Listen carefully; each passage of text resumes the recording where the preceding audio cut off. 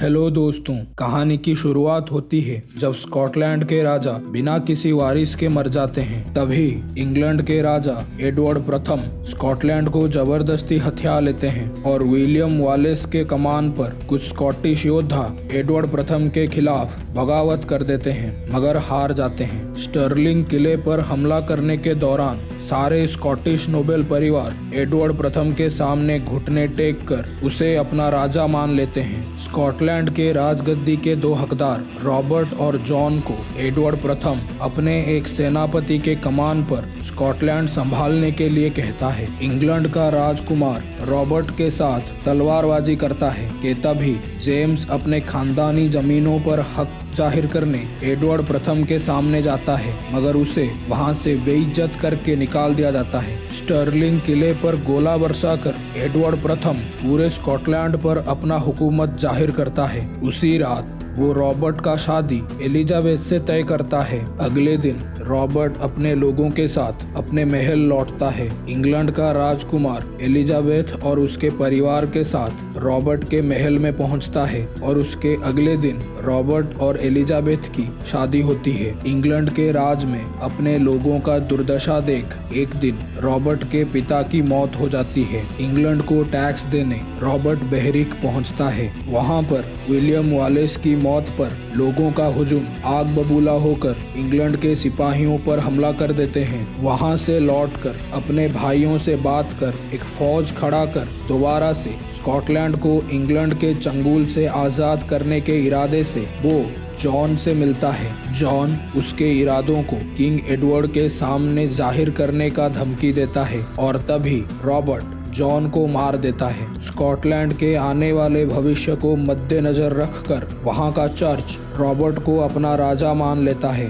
Robert के बगावत की खबर किंग एडवर्ड तक पहुंचता है। जेम्स रॉबर्ट से मिलता है और उसे बगावत में शामिल करने के लिए कहता है। किंग एडवर्ड रॉबर्ट को बागी करार कर प्रिंस एडवर्ड को रॉबर्ट से लड़ने भेजता है। रॉबर्ट को स्कॉटलैंड के लोगों के सामने स्कॉटलैंड का राजा घोषित किया जाता है। राजा बनने के बाद वो अपने लोगों से बात करता है। प्रिंस एडवर्ड रॉबर्ट से लड़ने निकल पड़ता है। रात में रॉबर्ट के फौज पर अचानक हमला होता है। वो अपने भाई के साथ अपने बीवी और बेटी को वहां से दूर भेज देता है। वैलेंस के फौज से उसके फौज की लड़ाई होती है। वैलेंस के फौज उन पर भारी पड़ते हैं। ये देखकर रॉबर्ट को सही सलामत रखने के लिए उसके भाई और कुछ लोग उसे वहां से लेकर भाग निकलते हैं। एलिजाबेथ और बाकी लोग किल्ड्रमी पहुंचते हैं। प्रिंस एडवर्ड स्कॉटलैंड में कत्लेआम मचा देता है। रॉबर्ट और उसके लोग नदी पार करते समय उन पर कुछ लोग छुपकर हमला कर देते हैं। वो लोग उनसे लड़ते हैं और उसी दौरान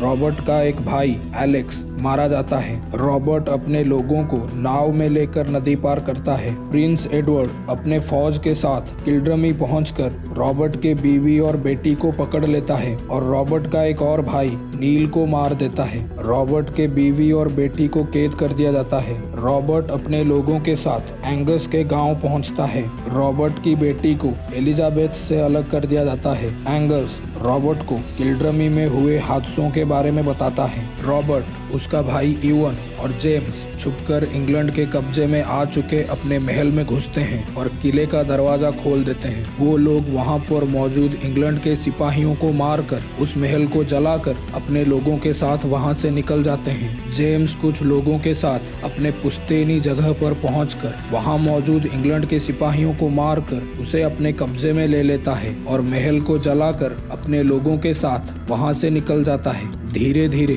स्कॉटलैंड के बाकी लोग भी रॉबर्ट के साथ जुड़ते हैं। प्रिंस एडवर्ड एलिजाबेथ को एक झूलते हुए पिंजरे में डाल देता है। रॉबर्ट को रोकने के लिए किंग एडवर्ड खुद फौज लेकर स्कॉटलैंड जाता है। सफर के दौरान तबीयत खराब होने के वजह से किंग एडवर्ड की मौत हो जाती है और उसके बाद प्रिंस एडवर्ड के कमान पर फौज आगे बढ़ती है। रॉबर्ट और उसके लोग जंग की तैयारी करते हैं। अगली सुबह दोनों फौजें मैदान में एक दूसरे के सामने होते हैं। इंग्लैंड की फौज वैलेंस के कमान पर आगे बढ़ती है, मगर स्कॉटलैंड के सिपाहियों के बनाए जाल में फंस जाते हैं। दोनों फौजों में लड़ाई छिड़ जाती है। जंग के मैदान में दोनों फौजें एक दूसरे के खून के प्यासे बन लड़ रहे होते हैं। जेम्स अपने पिता के मौत का बदला ले लेता है। तभी एडवर्ड एक और टुकड़ी के साथ उन पर हमला करने आता है, मगर दलदल में गिर जाता है। स्कॉटलैंड की फौज इंग्लैंड के सिपाहियों पे भारी पड़ने लगते हैं कि तभी इंग्लैंड के सिपाही